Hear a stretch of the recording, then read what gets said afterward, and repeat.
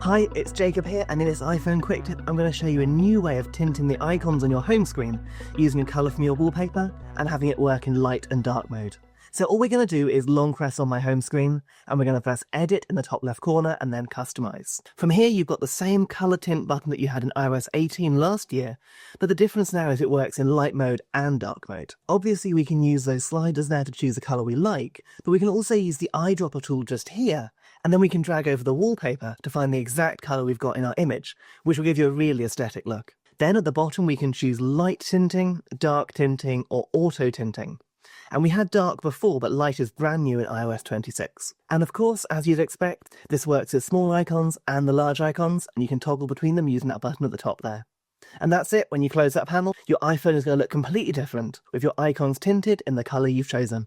And if you want hundreds more iPhone quick tips, check out my channel down below, and make sure you subscribe while you're there. I'll see you next time.